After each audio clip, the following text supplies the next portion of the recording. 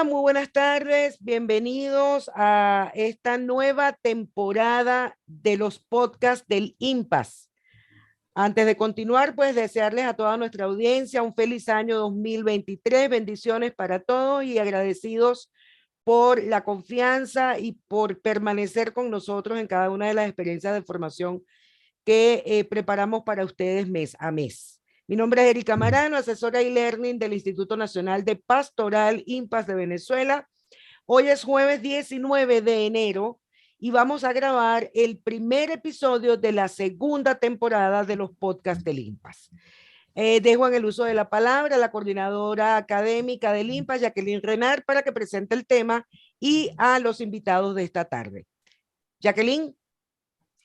Bueno, muy buenas tardes. Le damos la bienvenida pues a toda nuestra audiencia y vamos a comenzar este año con un tema que no solamente es de muchísima actualidad y creo que de necesidad dentro de la Iglesia, sino que además coincide con un momento importante dentro de la Iglesia Católica, que hablaremos más adelante de qué se trata. El tema de hoy es el ecumenismo y el diálogo interreligioso. Para esta tarde hemos invitado pues, al padre Ramón Vinque, que es sacerdote diocesano, autor de numerosas publicaciones de contenido histórico, miembro número de la Academia Internacional de Geografía y secretario general del Consejo de Iglesias Históricas desde el año 2001. Y por otra parte tenemos a alguien que es prácticamente de nuestra casa, al padre Néstor Briceño, sacerdote diocesano, es director de posgrado de el ITER.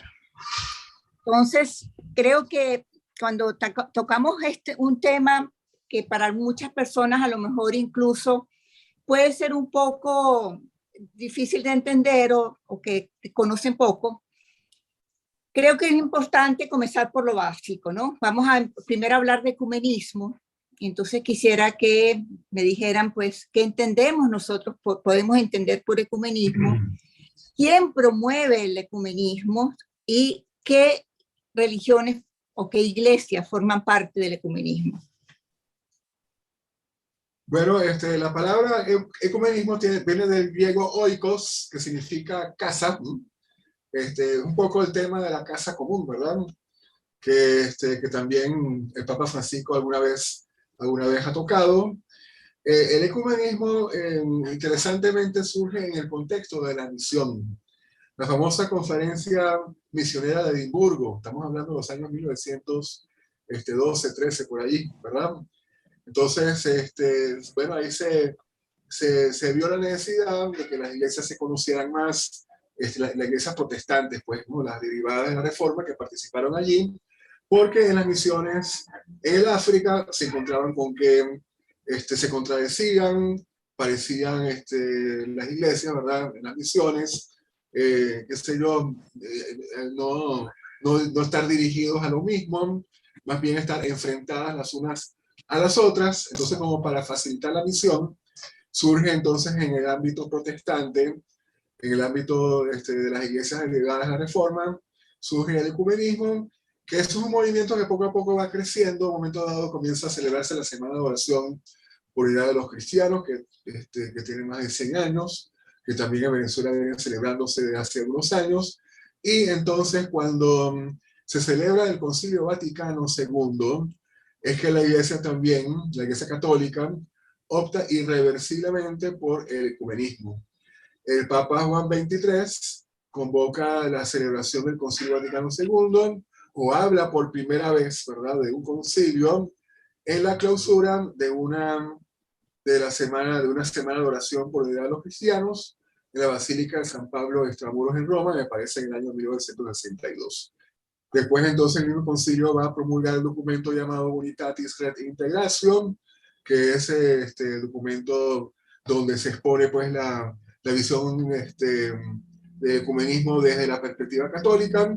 Y posteriormente, entonces, bueno, sabemos que el Papa Pablo VI se encontró con el patriarca Athenagoras en Jerusalén, año 1964, y a partir de ahí, pues, no solamente Pablo VI, sino también Juan Pablo II y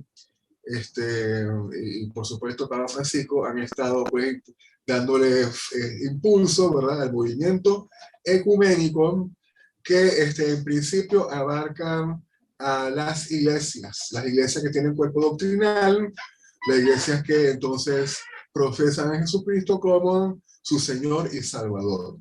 El ecumenismo es, para comenzar, es entre cristianos, ¿verdad? Es entre cristianos. Uh-huh. Cristianos de diversas iglesias, diversas denominaciones. También se ha usado, digamos, la palabra ecumenismo, se ha hablado de un macroecumenismo entre las religiones abrahámicas, ¿verdad?, entre el judaísmo, el cristianismo y el islam, como también provenientes de un mismo tronco, ¿verdad? Como dice el Evangelio, capítulo 4 de San Juan, la salvación viene de los judíos. Pero digamos, esa terminología me parece que ha caído en desuso. Hoy por hoy, cuando se habla de ecumenismo, se habla del diálogo teológico, pero también, ¿verdad?, del encuentro, ¿verdad?, entre hombres y mujeres, diferentes iglesias cristianas que profesan, pues, la fe en la Santísima Trinidad, Padre, Hijo y Espíritu Santo. No sé si quedó aclarada la pregunta, ¿sí? Sí, para un católico, digamos, porque un poco sí nos ha hecho la historia de lo que ha sido este movimiento dentro, bueno, desde que sus orígenes, a luego cómo fue asumido por la Iglesia Católica. ¿Qué importancia tiene para el católico de a pie, Padre Néstor, el ecumenismo? Fíjate que tomando un poco, pues, a ver, yendo también a la historia, ¿no? A la historia, cosas interesantes. Fíjense cómo es en este contexto europeo donde empieza toda la reflexión. Pero claro, hay que entender que también en la Europa de segundos mediados del siglo XIX, 1848 en adelante, los cristianos, los católicos, pues van a ser perseguidos. Por ejemplo, en Alemania hay una lucha muy fuerte entre lo que son los protestantes y los católicos, ¿no? Posteriormente, pues claro, todo esto que ya nos ha explicado el padre Vinque, pero también digamos que hay una necesidad de diálogo, porque a fin de cuentas, cuando empieza antes de la Segunda Guerra Mundial, cuando empieza la persecución de los nazis hacia distintos etos, ¿verdad? Pues bueno, uno de ellos van a ser también los cristianos, ya sean católicos o protestantes, que por alguna razón no cumplen con las características de la raza aria. Y allí es muy interesante, si nosotros tomamos algunas experiencias de ese momento, cómo hay una comunión muy profunda desde el sufrimiento entre católicos y protestantes, ¿no? Yo tuve la oportunidad hace muchos años de estar en Berlín y de compartir una cárcel en Berlín, en la capilla donde Bonhoeffer, un pastor protestante, celebraba unos días a la semana y otros días a la semana celebraba el sacerdote católico, ¿no? Entonces, digamos que ya hay un camino que se va llevando adelante. Ahora, ¿por qué esto es tan importante? Mira, citando la Unitatis Redintegratio, vemos cómo es un escándalo que el cuerpo de Cristo esté fragmentado, ¿no?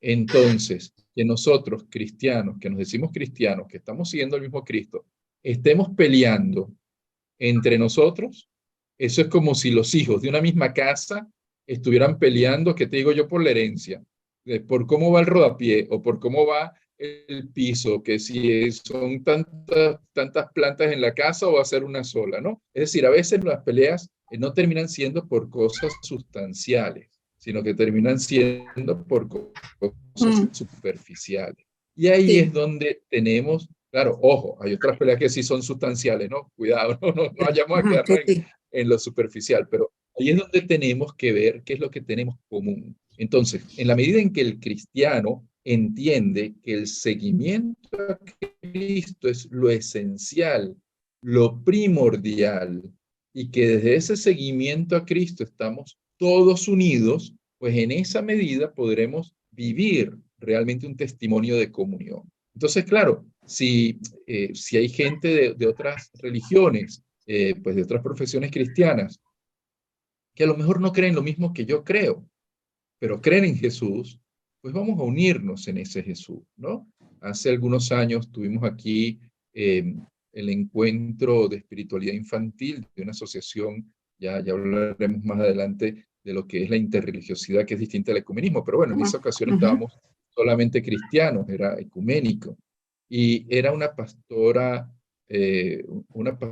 bautista, muy amiga mía, norteamericana, y bueno, en la parroquia, pues yo decidí que ese día íbamos a tener un momento de oración en conjunto, ¿no? Dirigido por los dos. Y qué experiencia tan rica y tan bonita para los parroquianos ver que desde la palabra de Dios, porque obviamente no celebramos la Eucaristía, pero sí compartimos la palabra, ahí nos podemos encontrar y podemos visualizar cómo la realidad nos plantea retos a que desde el mensaje cristiano podamos nosotros asumir. Sin embargo, aún entre personas que, digamos, tienen como muy claro y podríamos decir que son seguidoras de Cristo, digamos, por su vida, digamos, incluso por la opción de vida que pueden haber hecho, que obviamente en algunas personas es más clara que en otras, o está más definida.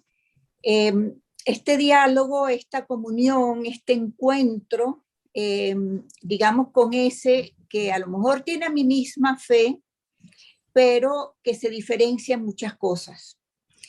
Ese diálogo, a veces esa comunión no es tan fácil, aún como le digo, teniendo muy claro, soy un discípulo de Cristo, soy una seguidora de Cristo, pero esas diferencias me molestan de tal manera que no se hace posible el diálogo, o incluso pueden llegar a situaciones más agresivas.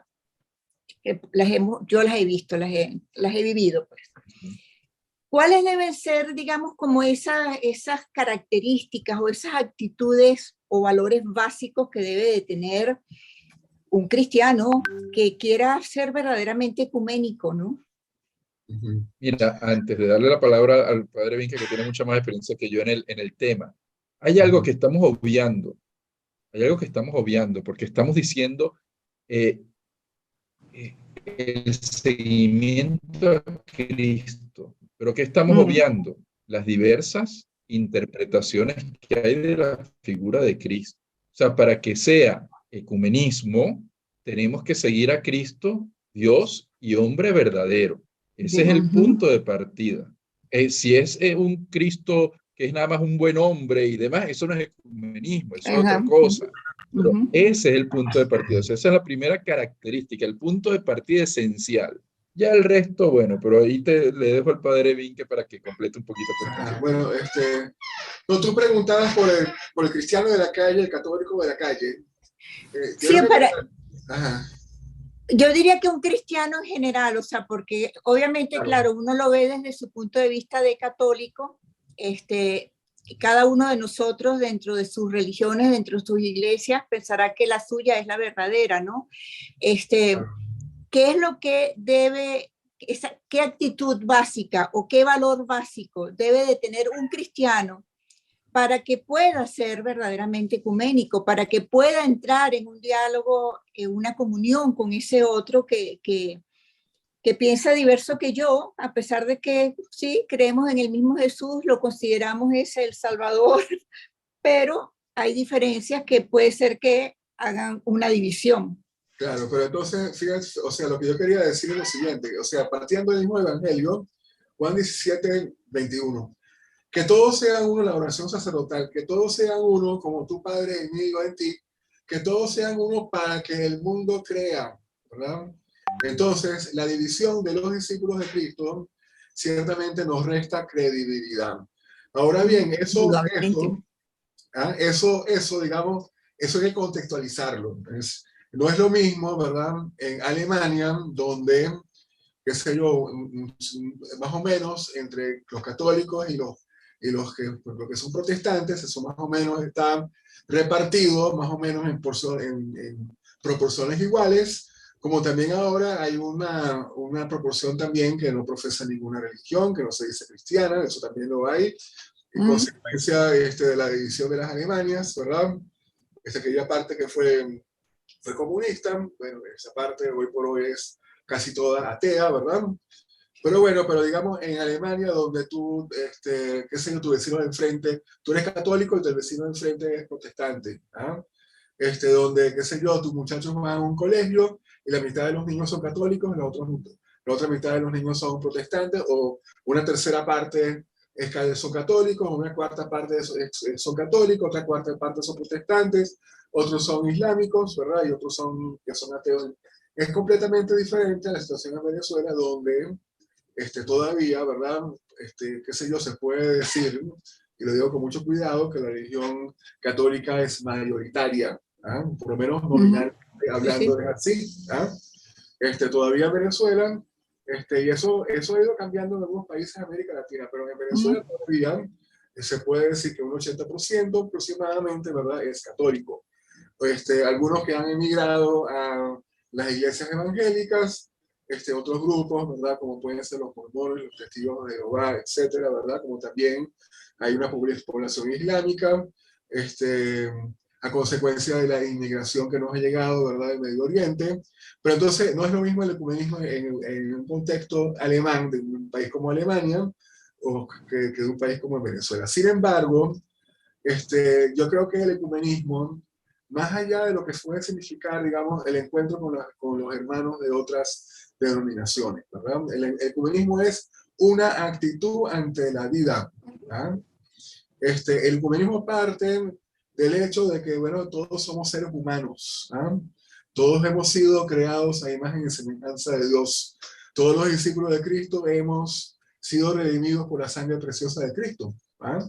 Entonces, ese es el punto de partida. El punto de partida del ecumenismo siempre ha sido las relaciones personales, ¿verdad? Que puede haber, no solamente entre, por ejemplo, un sacerdote católico y una pastora bautista, que es el ejemplo que ponía el padre Néstor, sino también, por ejemplo, en el edificio donde vivo, qué sé yo, en la vecina de enfrente es islámica, ¿ah? Y la que tengo, el vecino que tengo abajo qué sé yo, es evangélico, ¿ah? Entonces, un poco lo que Chiara, la fundadora de las focolares, ¿verdad?, llama el ecumenismo de la vida, ¿ah? Es como yo me enfrento, ¿verdad? O sea, cómo asumo yo a la persona que tengo enfrente, ¿ah? O sea, asumirla desde un principio como un hermano, ¿sí? Digamos, ese es el punto de partida más allá es un punto de partida antropológico, obviamente, pero ese es el punto de partida más allá de todas las diferencias de índole doctrinal que puede haber, ¿no?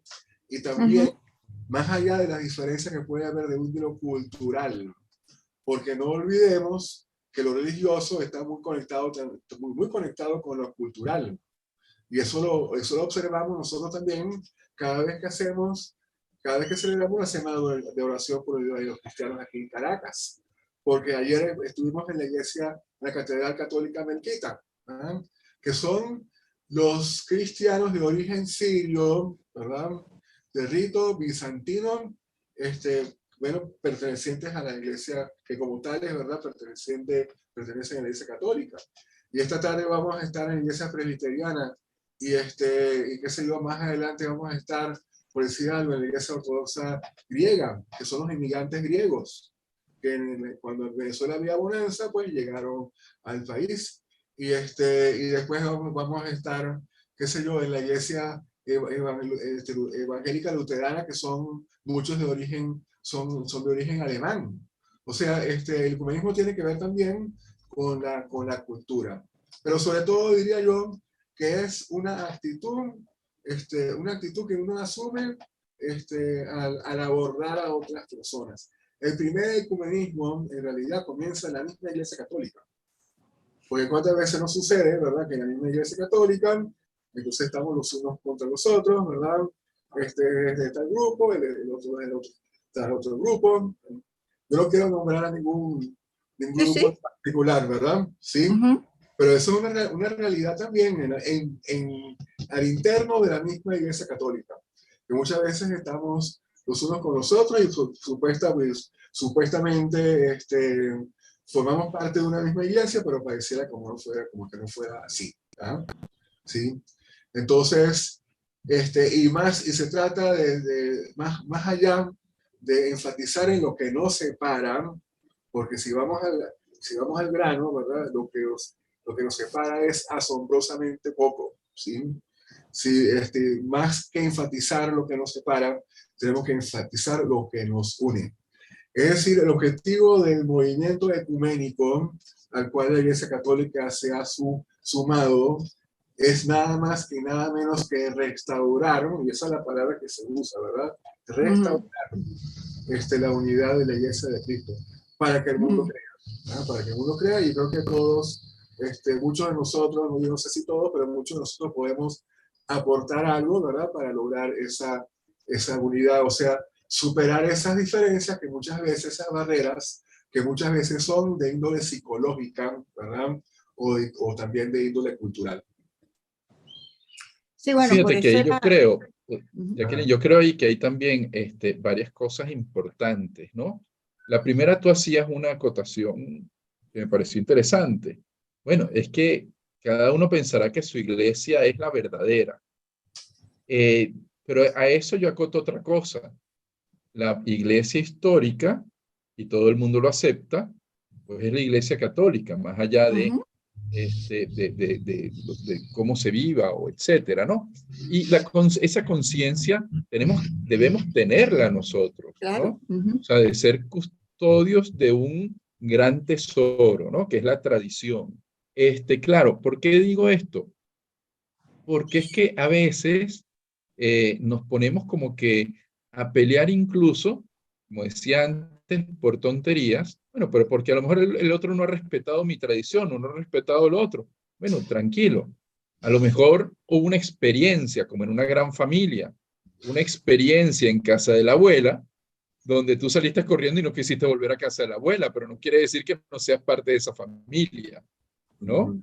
Entonces, eso nos toca, o sea, restablecer, ya lo ha dicho el padre Vinque, el volver a unir esos lazos que a veces también insistimos en mantenerlos rotos, ¿no? Cuando, mira qué bonito, es que yo me vaya convirtiendo de corazón y que yo acepte tus diferencias, tú aceptas las mías, pero sobre todo que aceptemos esa oración en Cristo. No sé si tú has oído de TC. ¿Nunca Sí, has oído de claro. TC? El hermano El- Roger, el- claro, hermano Roger lo- de TC. sí, los que tenemos canas hemos escuchado de TC. Sí, Tal vez sí, claro, alguno que he vea escuchado esto. la música, o sea, los libros, así, sí, claro que sí. Una comunidad Mira, ecuménica, el pues. hermano Roger, que es la máxima expresión del ecumenismo del siglo XX, el hermano Roger, siendo protestante, va donde Juan 23 a pedirle permiso para hacer un centro de oración ecuménica. Hace muchos años, en ese mismo verano que pude estar en Berlín, pues me acerqué a TC, estuve una semana en TC. Tuve la oportunidad de conocer en alguna actividad latinoamericana a un sacerdote mexicano de la comunidad de TC que me invitó a ir allí y a compartir con ellos. Entonces, claro, cuando fui allí, conocí al hermano Roger y le pido la bendición al hermano Roger. Y el hermano me decía, no, dámela tú, que tú eres el sacerdote. Y un muchachito de 30 y tantos años, ¿verdad? Y el hermano, pues, ya un venerable, ¿no? No, hermano. Bueno, pidamos los dos y oremos juntos a Dios, ¿no? Qué hermoso. Entonces, qué bonito que nos unimos, nos vamos uniendo. Y recuerdo las Eucaristías celebradas, porque claro, al ser ecuménico también hablamos de este ecumenismo intraeclesial, ecumenismo católico, donde nos reunimos en una misma celebración, católicos ortodoxos, católicos orientales, católicos occidentales, y a mí me da mucha risa, echábamos mucha broma, porque claro, llegaban los padrecitos ortodoxos orientales con sus esposas, y así como que yo tengo, tú no, mira, o sea, esas cosas que de verdad pues Sí. son divertidas y que nos ayudan a crecer en la diferencia. Tenemos que valorar también la diferencia como una particularidad. Nosotros no somos gringos, ni somos hindúes, ni somos africanos. Somos venezolanos y somos bien particulares. Pues igual, con la fe pasa esto, ¿no? Tenemos nuestras particularidades. Eso creo que es importante. Y la unidad en la oración, un solo corazón, una misma alma, o sea, el que podamos latir juntos. ¿Quién se opone? Y esto es importante. ¿Quién se opone al ecumenismo? Es decir, ¿quién se opone al Espíritu Santo? Porque a fin de cuentas el Espíritu Santo nos está llevando a esto. Todo aquel que simple y llanamente porque el otro profese una fe diferente se oponga en primer lugar y de primer momento a ese acercamiento. Y esto creo que es importante tenerlo claro. No sé, yo les puedo decir en ese último momento, esto último que tú acabas de decir, Néstor, que lamentablemente nosotros en Venezuela tenemos años en esto, ¿verdad? Desde el año 97, tenemos 25 años organizando la Semana de Oración por el Edad de los Cristianos en su forma actual, aquí en Caracas. O sea, 8 celebraciones seguidas, en 8 días distintos, ¿verdad? Una celebración cada día en una iglesia diferente. Y sin embargo, en las iglesias todavía a estas alturas, ¿verdad? No solamente la iglesia católica, no, hay gente que no, también en las otras iglesias, hay gente que no está de acuerdo con el ecumenismo, hay gente que no le da la importancia, ¿verdad? Como que yo siento que hemos recorrido un camino, pero que todavía falta hay un largo camino todavía por recorrer.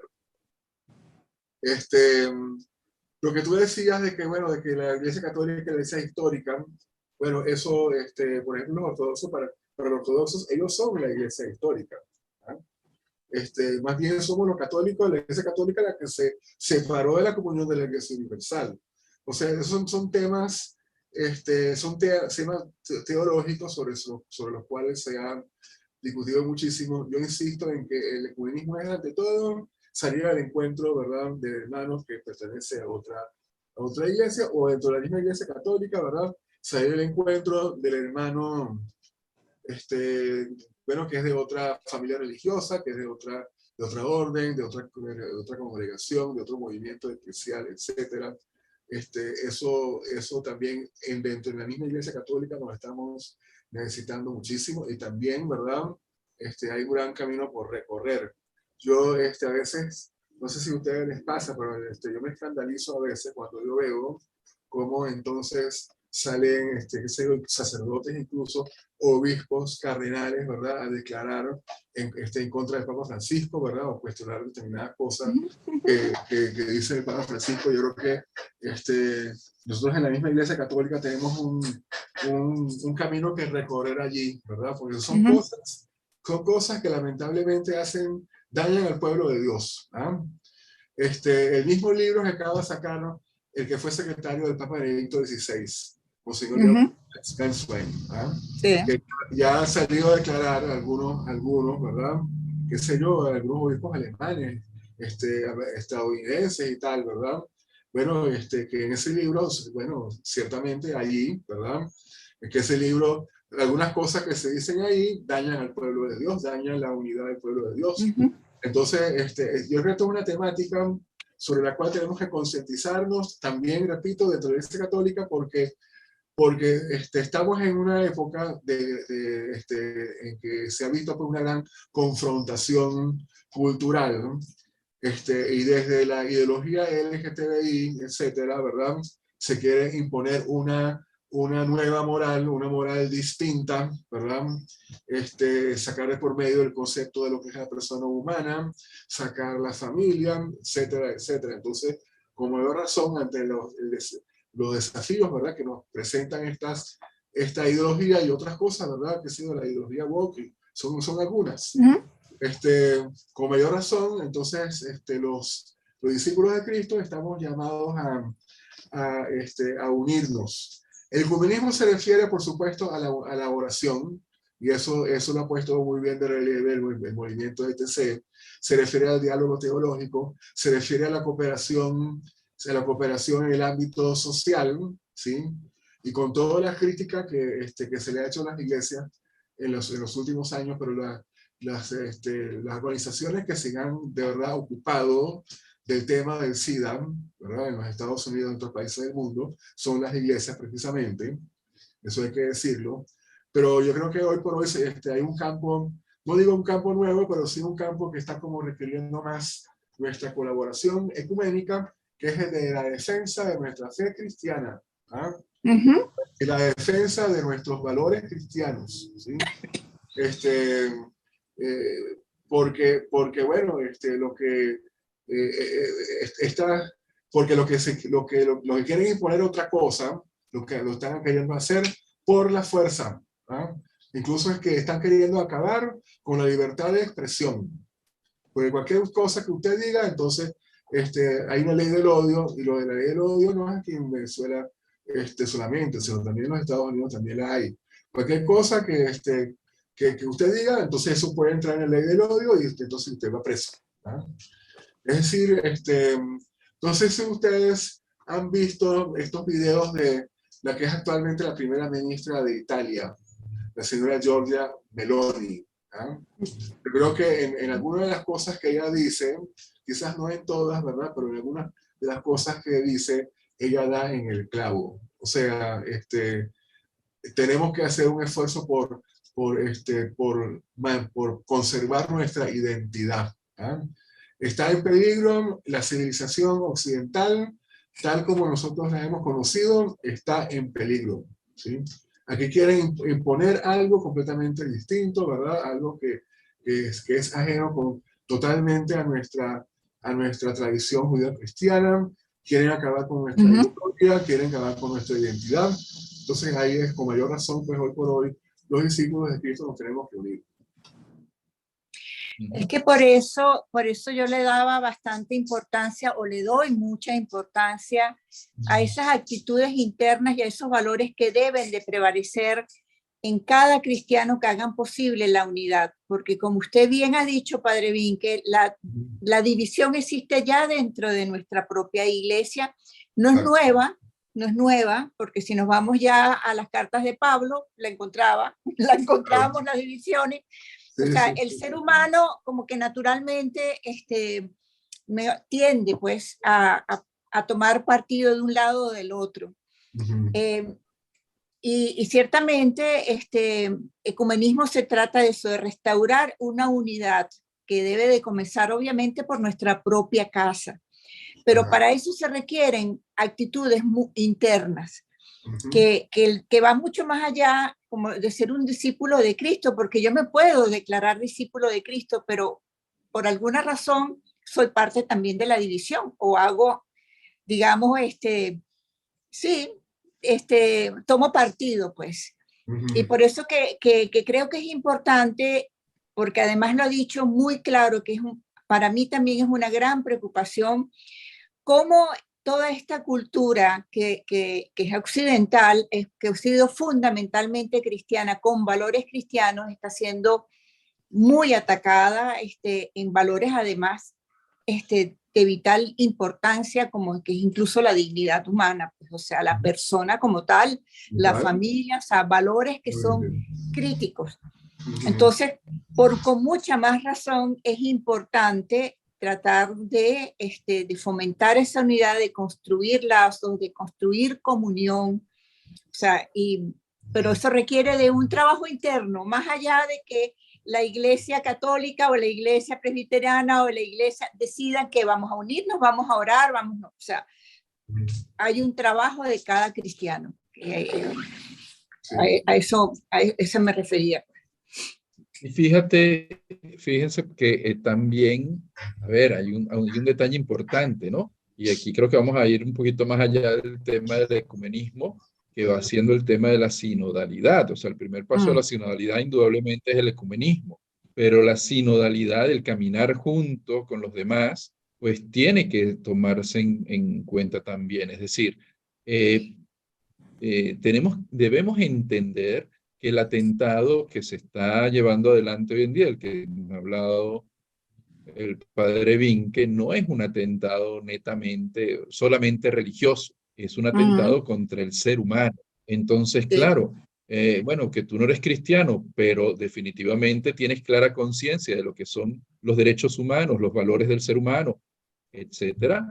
Pues bueno, bienvenido, o sea, vamos a dialogar, vamos a caminar juntos, vamos a luchar para que el ser humano no se pierda en un objeto y se cambie la identidad humana como tal, ¿no?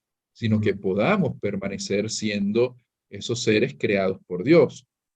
Entonces, claro, aquí es donde entraríamos en el tema de la interreligiosidad. Sí, Es decir, no es nada más el ecumenismo como el camino cristiano, sino también dialogar con personas de distintas religiones, ¿no? Y entender, mira, así como a nosotros a lo mejor nos parece escandaloso algo, pues a otros les parecerán escandalosos también algunos ritos nuestros, ¿no?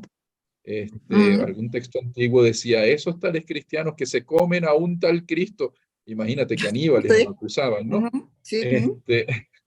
Que no son planteamientos tan jalados de los pelos. En estos días me lo decía un niñito de la primera comunión cuando ya lo estaban en la catequesis final. Decían, miren, ustedes reciban a Jesús y decían, y podemos morderlo, tranquilo. Ay, pero es que vamos a morder a Jesús.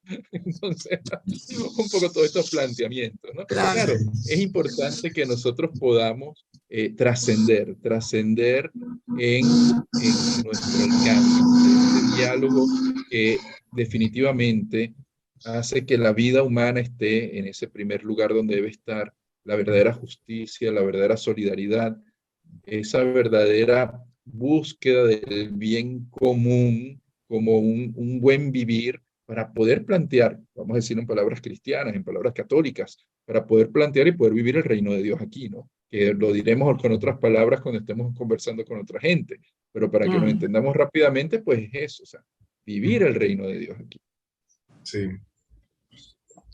Sí, bueno, tocó el tema de lo que entonces llamamos el diálogo interreligioso, ¿no? Porque también muchos los confundimos, ¿no? O sea, muchos piensan que ecumenismo es diálogo interreligioso o al revés, ¿no? O sea, y es bueno tener claro lo que es una cosa y lo que es otra cosa, ¿no?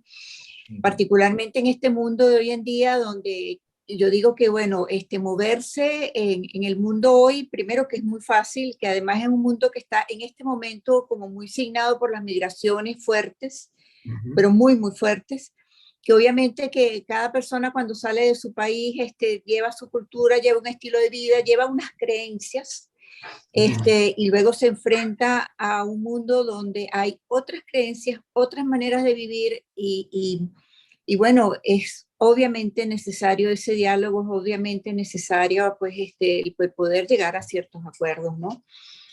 Y entonces eso es lo que llamamos diálogo interreligioso, ¿no? Claro, lo que pasa es que, o sea, de alguna manera, como decía, el ecumenismo es algo que está, pues, es algo como más fácil, digamos, es algo que en las últimas décadas ha sido como más elaborado teológicamente. Existía el directorio para la explicación de las normas sobre el ecumenismo, últimamente entonces el Vademecum ecuménico, es decir, hay unas normas y la persona que se mete a trabajar en el ecumenismo sabe más o menos a qué atenerse. En cambio, el diálogo interreligioso es un ámbito mucho más difícil, mucho más complejo, porque por decir algo, o sea, el primer mandamiento, dice el catecismo, dicen, amar a Dios sobre todas las cosas, pero la Biblia dice, no tendrás otros dioses fuera de mí. Entonces, ¿hasta qué punto yo puedo orar con una persona que es politeísta? Politeísta, exacto. Ajá. O sea, ¿hasta qué punto?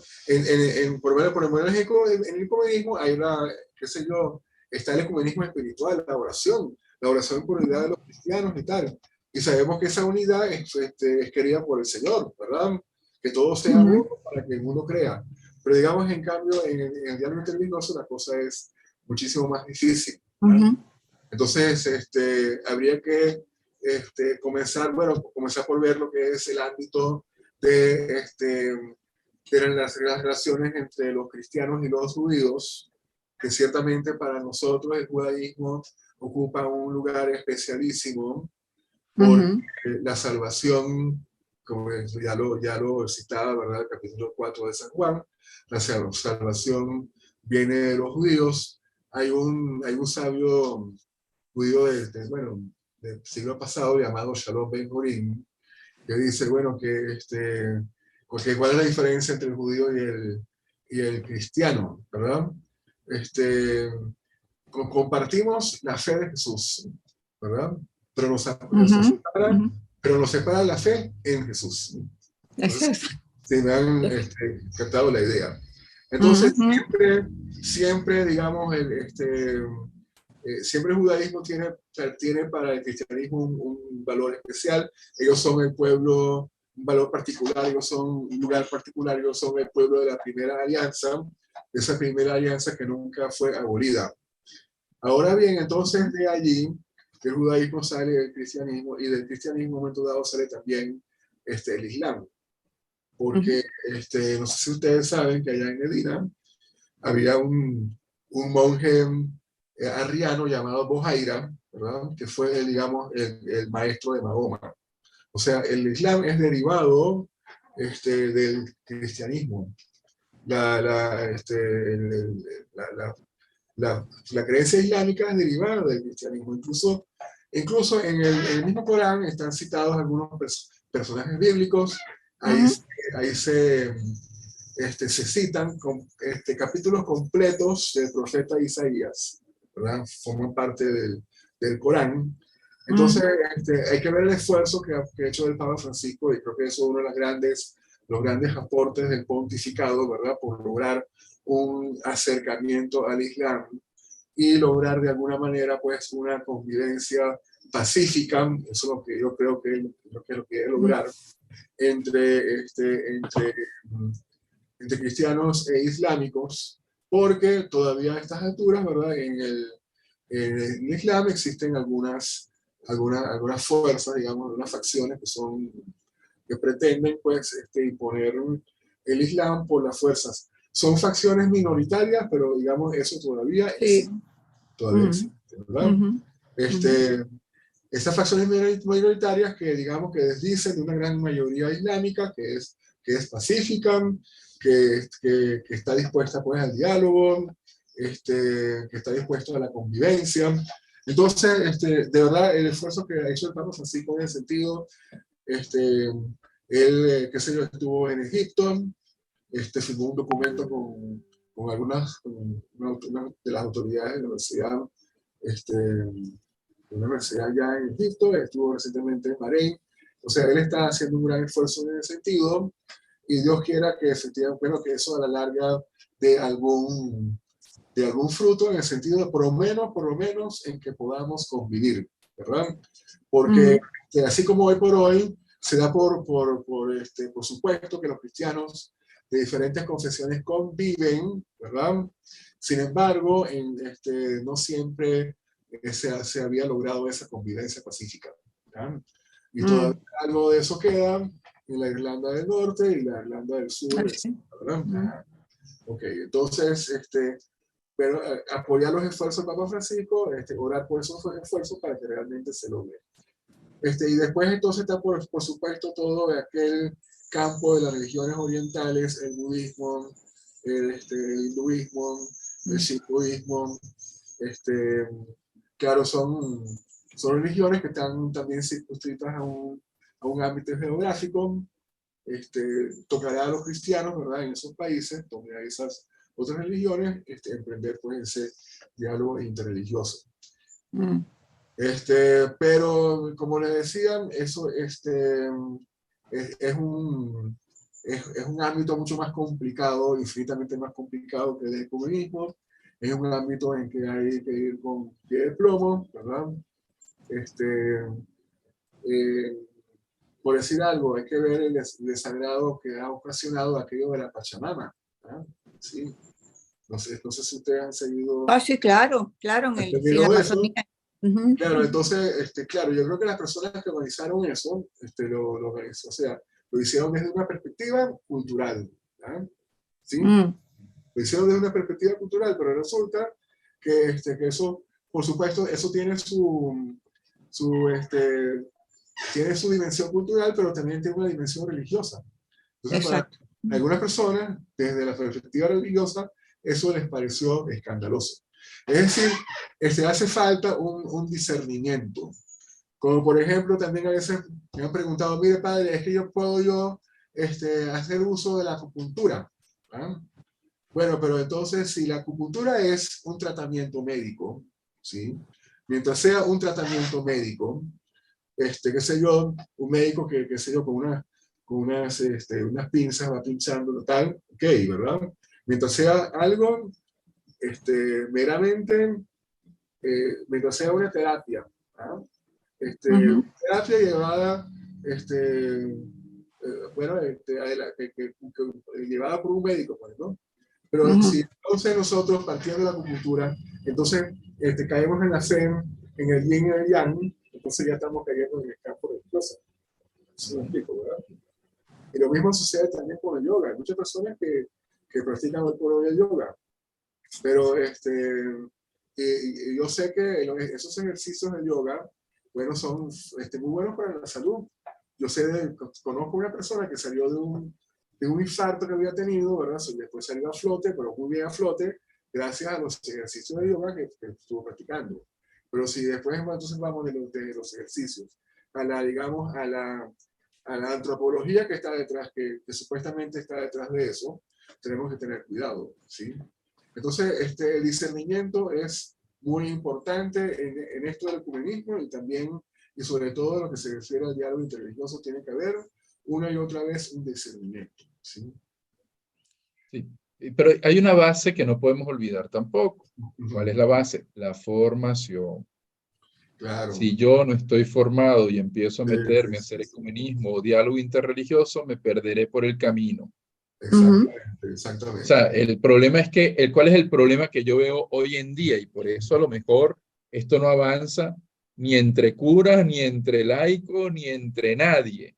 Que a veces nos quedamos con una formación muy, muy somera. O sea, imagínate tú que hoy en día te vas a poner el trajecito con el que hiciste la primera comunión hace 30, 40 o 50 años. Mira, empezando porque ya ese trajecito debe estar todo roído y carcomido, ¿no? Empecemos por ahí.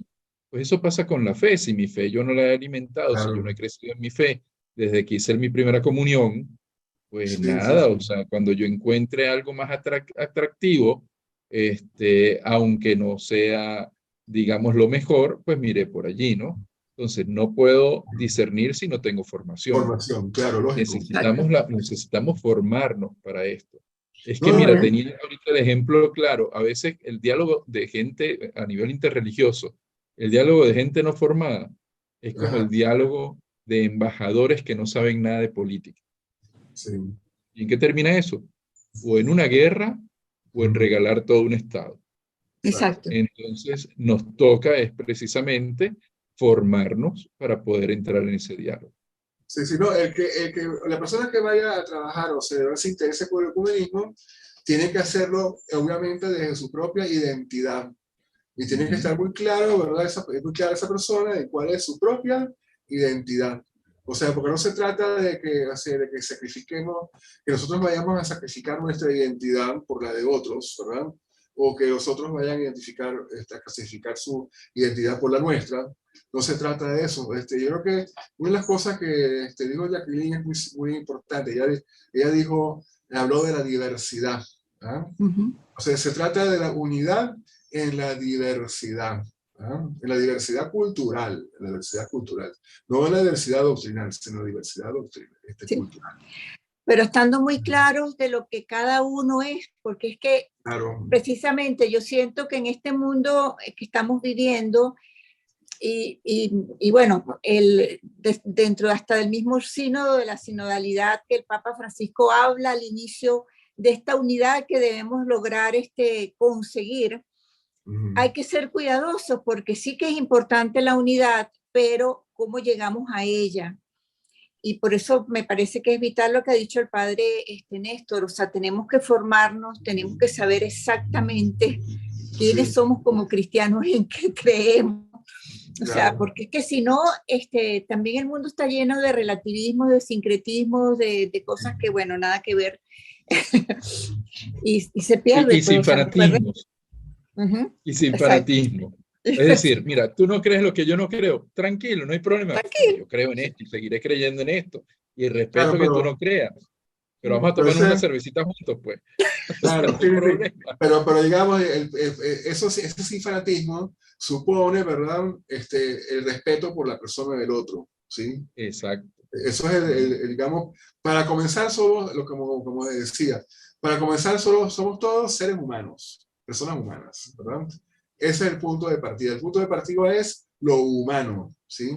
Y lo humano, en definitiva, ¿verdad? Lo verdadero es también lo cristiano, ¿verdad? A eso vamos, ese es el camino que tenemos, ese es el descubrimiento, o eso es lo que hay que volver a descubrir, ¿verdad? Que lo cristiano es también lo verdaderamente humano. Lo verdaderamente En humano. ese camino de la sinodalidad, ¿sí? La sinodalidad. Ujú. Este, aunque yo creo que, bueno, claro, también ese tema de la sinodalidad también está de alguna manera subyacente en todo lo que es el ámbito ecuménico, porque siempre se ha dicho Ujú. que las iglesias orientales, ¿verdad?, están estructuradas sinodalmente. Entonces, qué sé yo, se va a nombrar un nuevo obispo, que es el sínodo, ¿verdad?, que se reúne, que elige el obispo, ¿ah? Se va a crear una nueva diócesis, tal, tal, se va a, entonces, este, mientras que en la Iglesia Católica está más bien estructurada piramidalmente. Piramidalmente, sí. Ajá. Si la Iglesia del Oriente están organizadas sinodalmente, la nuestra está organizada piramidalmente, pero siempre ha habido también dentro de la Iglesia la sinodalidad, ¿ah? Siempre. Últimamente con las conferencias episcopales, en las diócesis con los consejos presbiterales, de administración y tal, pero si vamos más atrás, las órdenes religiosas, qué sé yo, siempre, que sé, los benedictinos, después más tarde los franciscanos, dominicos, ellos siempre se han gobernado sinodalmente. O sea que la sinodalidad siempre ha estado presente en la Iglesia Católica. Ahora, a lo que voy es que también la sinodalidad, digamos, puede también ser un peligro, ¿sí? Ser un peligro porque entonces, qué sé yo, sinodalmente en determinado espacio, un sínodo toma una decisión con la cual pues el resto de la iglesia no está de acuerdo, ¿sí? Como ha sucedido en la iglesia anglicana, por Uy, sí. ejemplo, ¿verdad? Ujú.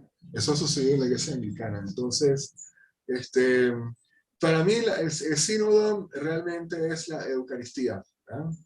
Es decir, el cuadro de la última cena, ¿verdad? Para mí eso es el sínodo, ¿sí? Un poco en la línea del último congreso eucarístico de Italia. Volvamos al gusto del pan, es el lema, ¿verdad? Volvamos al gusto por una iglesia eucarística y sinodal, ¿sí? La comunión, digamos, es para sí, Comunión. que es la categoría, digamos, con la cual el Concilio Vaticano II maneja la eclesiología. Para mí la comunión sigue siendo, digamos, el concepto fundamental, ¿sí?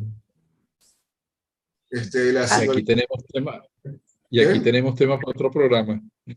sí. Sí, Tenemos tema pero para otro programa, sí. lleguemos de llegar al final. Padre Sí. Néstor, ¿quiere decir algo como para ya finalizar el tema de cierre? Sí. Mira, yo creo que es un poco lo que venimos hablando ya en los últimos minutos, ¿no? Para yo poder entrar en el camino del ecumenismo o en el camino de la interreligiosidad, primero debo conocer lo mío, debo amar lo mío y debo defender lo mío de mí mismo. Es decir, tener conciencia del tesoro que llevo para poder compartirlo con el otro. No voy al otro para, como dice el Papa Francisco, lo he dicho esta semana, para hacer proselitismo, es decir, para atraerlo a mí. Voy con el otro para compartir este tesoro y para recibir lo que el otro también me tenga que dar. No puedo ser soberbio y pensar que el otro no Sí, tiene nada sí. que dar. Tiene mucho. Entonces, poder encontrarnos, ¿para qué? Para que cada uno desde su fe pueda llegar a la meta que es Cristo. Así es.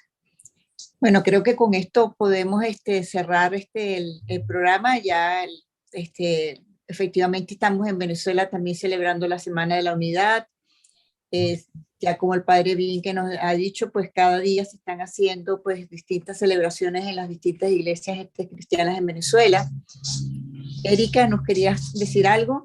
Sí, bueno, me permito rescatar de alguna manera de esta conversación, y yo diría más que conversación, una reflexión histórica, antropológica, epistemológica, axiológica, que han hecho el padre Vinque y el padre Néstor Briceño acerca del tema.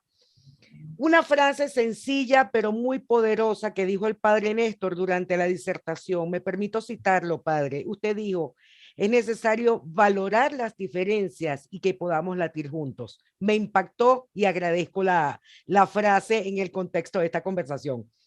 Muchísimas gracias, padre Ramón Vinque, padre Néstor Briceño, un abrazo. Gracias, Jacqueline, por moderar esta interesante conversación.